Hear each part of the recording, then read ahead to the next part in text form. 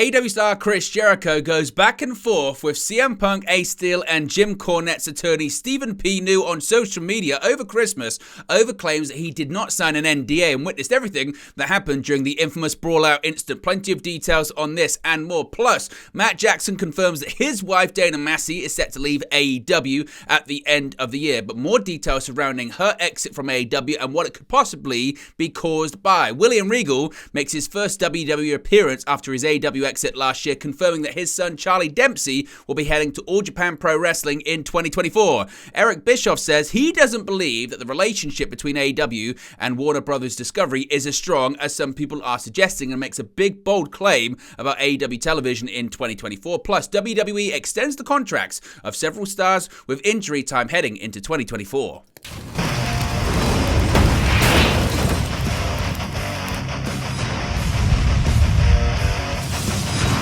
Hey guys, welcome back to Wrestling News 365. Hope everyone is doing very well, having a Merry Christmas and a Happy Holidays. Let's start off talking about Chris Jericho, because as always, there's plenty of news stories to get into in the world of professional wrestling. And Chris Jericho had a very busy Christmas Eve / Christmas Day, because he spent quite a lot of it going back and forth with CM Punk, Ace Steel, and Jim Cornette's attorney, that being Stephen P. New, over Brawl Out. Yes, the incident that happened backstage at All Out in 2022 in Chicago. Now, Stephen P. New, who is the lawyer who represented Ace Steel and CM Punk following Brawl Out in 2022, and Chris Jericho have taken to social media to debate the backstage scandal that rocked the promotion last year. The pair's disagreement stems from New claiming that Steel's wife is the only person involved in the backstage incident who didn't sign a confidentiality agreement afterward. Now, this caused Chris Jericho to reveal that he saw everything that night but hadn't signed any NDAs. Well, that was the beginning of it, and it's since spiraled and escalated from there. Let's get straight into the tweets in question. So it started from again, Christmas Day. It was a story from Chris Jericho's website, Web is Jericho, talking about what we have spoken about here extensively. Stephen P. New doing interviews. He did one on the Rip Rogers Wrestling podcast where he revealed indeed that CM Punk and Ace Steel had signed lifetime NDAs over the incident in question, that being Brawl Out backstage in Chicago All Out in 2022. So the attorney in question here, Stephen P. New, said that, again, that it was Ace Steel's wife was the only person who hadn't signed an NDA. Well, Chris Jericho took to social media and said, "I didn't sign one." There was a response then by Stephen P. New, who said, quote, "It's in your employee handbook unless you have a special one. We can figure it out." Then we had Stephen P. New responding to someone else on social media saying, quote, "Stephen P. New, it is unlikely that an NDA is in the handbook because a good handbook makes it clear it's not a contract. NDAs are standalone contracts," and also tagged Chris Jericho in that tweet. Stephen P. New responded to him by saying, "Okay, counselor, but those handbooks do contain confidentiality provisions. One of us has seen the one in place at the time, and one of us likely hasn't. This doesn't take into account the investigation which followed and what witnesses signed. I stand by what I said." Jericho then responded extensively on Christmas Day saying, quote, "Hey, Stephen P. New, I don't adhere to an employee handbook and I've never had one in 4 years of working for AEW. I've also never signed an NDA in my life, ever. So stop trying to be a bully and making egotistical fantasy brags for your clients and start doing some research before you make blanket statements about your buddies. Because I saw everything that night, including how Lucy and her husband and best buddy acted and what really went down. And since I was in the room and watching her and everybody else the whole time, I know exactly what really happened. And considering you weren't there and I was, maybe you should shut your mark ass up, because what really went down was disgusting." Now, Stephen P. New responded to this by saying, "Thank you, Chris. We will just attach this tweet as Exhibit A. Merry Christmas." Now, as I mentioned, Stephen P. New not only has represented CM Punk and Ace Steel during their legal troubles with All Elite Wrestling, but also famously, he is the attorney for Jim Cornette. Jim Cornette also responded to this because Stephen P. New's comments and Stephen P. New's revelations, shall we say, about CM Punk and Ace Steel were discussed on the Jim Cornette recent podcast, the Jim Cornette Drive-Thru podcast. We brought you the clip recently here, and Cornette responded as you would expect on Christmas Day, saying, quote, "God, Chris, it's Christmas. Slap Tony's dick out your mouth. You've got his dad's money the next 10 years and the Buckaroos will still let you play with the cool kids. You don't have to tell the truth. Just quit lying. Punk is sorry. He made a difference in AEW business and you haven't." So what are your thoughts on this back and forth that was, again, taking place on Christmas Day between Jericho, Stephen Pinu, Cornette? What are your thoughts on the NDAs? What are your thoughts on Jericho's behavior? Is it befitting of an AEW high-ranking person in the company? Of course, there have been reports recently that Bryan Danielson has been handing out fines to people who have been doing improper social media conduct. Is this an example of a senior figure telling people to behave a certain way and not behaving the way that they're supposed to be behaving? Or is it a case of Chris Jericho standing up for what's right and defending himself because he was there on the night and Stephen Pinu wasn't? Let me know your thoughts about it, your reaction to it in the comment section below. Now, speaking of AEW, of course, recently we've seen quite a few executive exits from the company, one of which is the wife of Matt Jackson, Dana Massey. Now, former AEW World Tag Team Champion Matt Jackson and his brother Nick aren't the only members of the Jackson family who have been working in the trenches, building AEW into the promotion that fans know today, as Matt's wife Dana Massey has been Chief Marketing and Merchandising Officer for the company since its inception. Massey was announced as one of the AEW executives departing the company in 2024, as AEW have seen quite a significant backstage turnover recently, with the likes of QT Marshall, a vice president in the company, Kevin Sullivan, and others being let go. Matt Jackson took to Instagram to thank his wife for her hard work, writing the following. We can see the post actually on the screen right now. He said, quote, "End of an era. You were in the first conversations when this was all only an idea. One of the main builders of our empire, always positive in at times, was a thankless job. Glad you got to do it all and leave on your terms by your own choice. It's been fun working with you. See you at dinner." Now, Matt Jackson's post seemingly makes it clear that there is no animosity between AEW and Dana, repeatedly mentioning that Dana was departing AEW on her own terms. As I mentioned, the news comes as Raphael Morphy is also set to depart AEW, finishing up his duties as the Vice President of Live Events / Touring. Morphy is expected to pursue outside interest, including working with the Barclays Center in Brooklyn, New York. There is no word on what the future holds for Dana Massey, outside of that family dinner that was mentioned by Matt Jackson there. But it's not the only exit, of course. Longtime producer QT Marshall was also a Vice President in the company, also departed recently, citing a change in direction and desire to be an in-ring talent, causing a schism between Marshall and the company. In addition to that, Vice President of Post-Production Kevin Sullivan was also recently let go too. But there might be more to the story than meets the eye here, because there's been backstage turnover in AEW recently, as I mentioned, and the latest is Dana Massey, the wife of Matt Jackson. Now, on the latest Wrestling Observer Radio, Dave Meltzer said that Massey was leaving because of how the company handled the aftermath of her husband's backstage altercation with former AEW World Champion CM Punk. Meltzer said, quote, "She was someone who was at one point expecting to do this forever. And I think what happened is that everything that happened over the last year, which saw her husband, her brother-in-law vilified and never defended and never allowed to defend themselves, and the company never defending them," Meltzer said, "it's been made really difficult."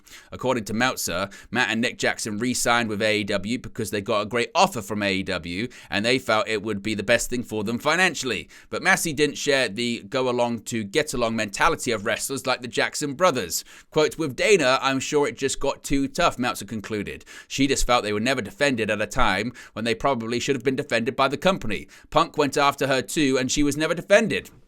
Matt and Nick were suspended from AEW alongside their elite compatriot Kenny Omega for the altercation after All Out, in which saw the three men get physical in a confrontation with CM Punk and Ace Steel, of course, both of which were also suspended. In addition to this, Punk had made comments in the past on social media indirectly about Massey. Of course, Massey has been AEW's Chief Marketing and Merchandising Officer since 2019, a role that saw her work on items that the company could sell to fans and consumers. Punk obviously previously took to social media and poked fun at a typo on clothing for an item for the Ring of Honor Death Before Dishonor pay-per-view, noting that he wasn't shocked by the mistake, presumably due to who was involved in overseeing the production. Meltzer says he believes this is an example of a moment that AEW made life tough for Massey. What are your thoughts on this? What are your thoughts on the departure? What are your thoughts on Meltzer's comments that it's because that AEW didn't defend the Young Bucks and didn't defend her and her family and they were vilified? Do you think that's fair considering considering that everyone was suspended, everyone signed NDAs, CM Punk and Ace Steel are no longer with the company as well. In addition to that, the Young Bucks, along with other members of the Elite, signed new long-term multi-year contracts. In fact, it was reported at the time that the Young Bucks have become the highest paid tag team in the history of professional wrestling. So are Meltzer's comments accurate there, or are they slanted in the side of the Young Bucks? Let me know your thoughts on that as well in the comment section below. Speaking of AEW, someone that used to work for AEW, now no longer does, works for WWE, is William Regal. And for the first time since his AEW exit, we've seen Regal representing WWE in a televised form. William Regal made his first official WWE appearance since departing AEW last year, when he made a big announcement on social media. After early reports were questioning the validity of a recent tease, it seems that an NXT star will be making a big international appearance, and it's now been confirmed who it is. With none other than William Regal making the announcement, it was revealed that it would be Charlie Dempsey making an appearance at All Japan Pro Wrestling on January 3rd, 2024. Making his first appearance on camera since returning to WWE from All Elite Wrestling, it was Charlie Dempsey's real-life father that made the announcement on behalf of NXT. NXT would, in fact, be sending a representative to an upcoming All Japan Pro Wrestling show on January 3rd, and indeed it's Charlie Dempsey. Speaking for the first time publicly about the fact that he is in fact Dempsey's father, Regal was proud to send his talented son to Japan to show that real European wrestling is still alive and well. After having left AEW, Regal was reportedly under a clause which left him unable to appear on camera for WWE for 1 year after exiting AEW. With a recent note that the year time frame was soon elapsing, we'll have to stay tuned to see if Lord Regal continues to make any more WWE televised appearances in the future. So stay tuned for that. Eric Bischoff, of course, he's been very critical of AEW and Tony Khan, has been very outspoken recently about the reports of Warner Brothers Discovery possibly talking to WWE about securing the television rights for Monday Night Raw. Now, former WCW Senior Vice President and President Eric Bischoff is surprised that AEW hasn't extended their contract with Warner Brothers Discovery and suggests the absence of a new agreement indicates potential issues within their partnership. On his Strictly Business podcast, the Hall of Famer stated that all is not well between AEW and their broadcast partner, Warner Brothers Discovery, doubling down on his recent criticism of the situation. He said, quote, "So, I think all the rah-rah AEW, they're worth billions of dollars because their media rights and sports is not true," Bischoff said. "I'm surprised the deal hasn't been extended. It should have been done. And the fact that it's not been done, I think it's more of a clear indicator about the tentative situation at AEW and Warner Bros. Discovery."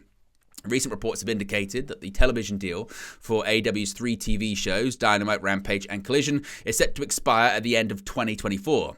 Bischoff doesn't believe that AEW and WBD's strong relationship, which the latter touted earlier this year, will matter when it comes to negotiations over a new deal, highlighting how the numbers are more important. Quote, "Despite all the, oh, we have a really good relationship and we're friends and you're so excited about us, and they did a press release talking about us, it all comes down to math," Bischoff argued.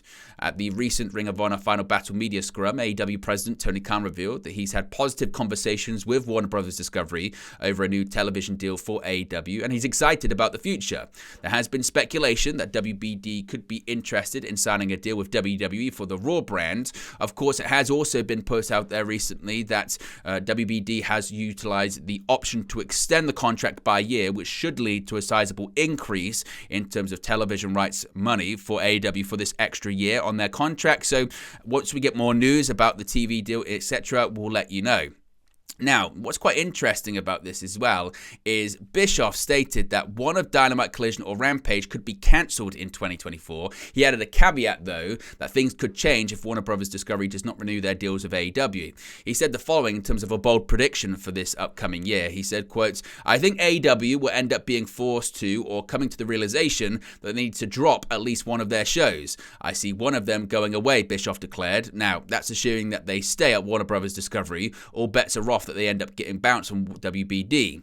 Now, as I mentioned, AEW's deal with Warner Brothers Discovery is reportedly set to expire at the end of next year. When asked by host John Alba the reason he thinks AEW may lose one show, Bischoff explained that money isn't the issue with AEW and Tony Khan, rather citing the lack of vision and focus creatively. He said, quote, "I think people are going to realize that the resources, and I'm not talking about financial resources because Tony has an unlimited amount of that, that's not the issue. Money is not the issue here. The issue is focus, vision, and discipline and creative. In a certain degree, they're kind of all related, just different components of the same real core challenge." He added that he wishes for AEW to still be on WBD, but urged them to realign creatively, stating that it could all lead to a better product. Bischoff thinks that WBD may want AEW shows to at least pay for itself and see potential growth in the future. So what are your thoughts on Bischoff's comments? Is he out of line? Is he accurate? Is he off? Let me know your thoughts about that as well. Finally, some WWE news here when it comes to contracts. 2024 is going to be a massive year when it comes to free agency and professional wrestling. Now, TKO Group Holdings is currently signing many WWE superstars to new long-term contracts, as a number of wrestlers who were re-signed in 2019 are set to join free agency next year. However, according to a new report, the newly merged company won't need to worry about re-signing several stars in 2024. Fightful Select Sean Ross Sapp is reporting that Randy Orton, Kofi Kingston, Xavier Woods and Big E are all expected to be signed through 2024, as time has been added on to their 5-year contracts they signed in 2019 due to injury. Of course, Randy Orton was famously out of action for well over a year, returning just a few weeks ago at Survivor Series War Games. Woods has been riddled with injuries over the course of the past 12 months, even now being currently sidelined due to unspecified problems. Big E suffered a broken neck in March of last year and is not expected to return to action anytime soon, if at all. Kingston has been wrestling singles matches recently, but was also out with an injury in March of this year, missing WrestleMania due to ankle surgery. When Orton and the New Day signed their contracts, WWE were simply WWE, with the company merging with UFC earlier this year, forming TKO Group Holdings under UFC's parent company Endeavor. TKO has already re-signed the likes of Charlotte Flair, Bayley, Dominic Mysterio, and Rey Mysterio to long-term contracts, and reportedly is working on and could be very close to securing Cody Rhodes for the foreseeable future as well. But there you go, guys. This latest pro wrestling news for you. Be sure to smash a like on the like button. Be sure to subscribe, bottom right-hand corner. As always, let me know your thoughts in the comment section below, and I'll speak to you again very, very soon.